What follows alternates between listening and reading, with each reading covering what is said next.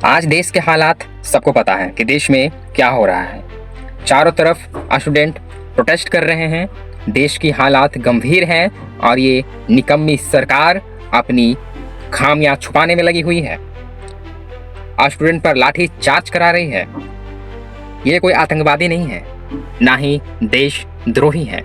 यह सिर्फ अपने हक के लिए आवाज उठा रहे हैं और ये कोई गलत नहीं। पर ये निकम्मी और डरपोक सरकार, तानाशाह सरकार ये नहीं चाहती है कि आप अपने हक के लिए बोलें। पर ये देश की युवा आज जाग चुकी है। जय हिंद, जय भारत। तो तरफ अफरा तफरी का माहौल है, पर मैं कहूं कि एक इंसान ऐसा है जो एक झटके में ये सब कुछ रोक सकता है, सब कुछ बदल सकता है। दिल्ली में जंतर मंतर में जो स्टूडेंट प्रोटेस्ट कर रहे हैं, उनका मांग सिर्फ इतना ही है कि रक्षा मंत्री धर्मेंद्र प्रधान इस्तीफा दे। अगर वो इंसान ऑर्डर कर दे, धर्मेंद्र प्रधान तुरंत इस्तीफा दे देगा।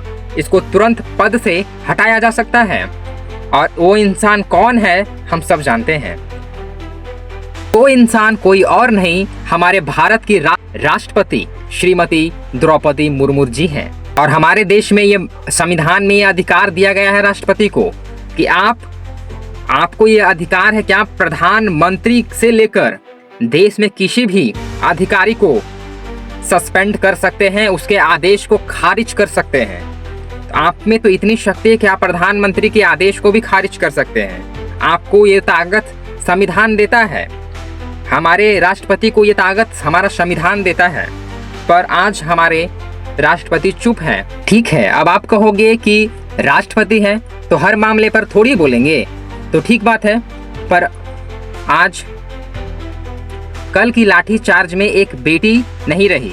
पुलिस वालों ने उसे इतना मारा और इतना भगदड़ हुआ वहां कि उसकी मौत हो गई। और मैं ये अपने से नहीं कह रहा हूँ, यह वहां का न्यूज़ बता रहा है। मैं अपने मन गढ़ कुछ नहीं बोल रहा हूँ, न्यूज़ बताया है। यह सिर्फ एक मौत नहीं, यह सत्ता की नाकामी है। शांतिपूर्ण प्रदर्शन पर लाठीचार्ज क्यों हुआ? छात्र को अपराधी की तरह क्यों पीटा गया? सुरक्षा देने वाली पुलिस अत्याचार क्यों कर रही है? क्या लोकतंत्र में विरोध करना गलत है? यह सवाल आज दुनिया पूछ रही है कि राष्ट्रपति कहाँ हैं। मैं जानता हूं कि यह कोई छोटी मोटी मामला नहीं है, इससे भी कई घटना हो चुकी है। तो आप तो किसी पार्टी से नहीं हो, तो आप प्लीज कुछ कीजिए मैम, इस पूरे मामले को संभालिए। श्रीमती राष्ट्रपति द्रौपदी मुर्मू जी, आप इस कलयुग की द्रौपदी हैं और भारत की शान आपके वस्त्र हैं। यह सरकार दुर्योधन बनकर आपका वस्त्र खींच रही है और आप तब भी चुप हैं। आप सिर्फ माधव कृष्ण का इंतजार कर रही है, प्रतीक्षा कर रही है कि वो आए। अब वो नहीं आएंगे, उनका प्रतीक्षा मत कीजिए। अपने देश को नंगे होने से बचाइए। आप इस देश की राजमाता हैं। आपके पास वह अधिकार है जो इस देश में किसी भी नागरिक के पास नहीं है, किसी भी राजनेता के पास नहीं है, किसी भी अधिकारी के पास नहीं है। वह ताकत आपको यह देश देता है। आप इस देश के सर्वोच्च स्थान पर बैठी हुई हैं। आप इस देश की राष्ट्रपति हैं, आप इस देश की राजमाता हैं।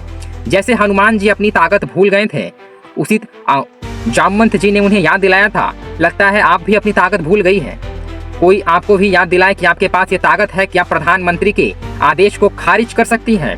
आप किसी भी अधिकारी को इस्तीफा दिलवा सकती है। आपके पास आधुनिक और बहुत पावर है। हिटलर ने कहा था, जनता को इतना निचोड़ो कि वह सांस लेने को भी अपना विकास समझे। वही हाल हमारे देश में है। गरीब में हिम्मत नहीं है, मध्य को फुर्सत नहीं है और अमीर को जरूरत नहीं है। जंगल कट रहे थे और सारे पेड़ कुल्हाड़ी को वोट दे रहे थे, क्योंकि कुल्हाड़ी में लगी हुई लकड़ी उनके समाज से आती है।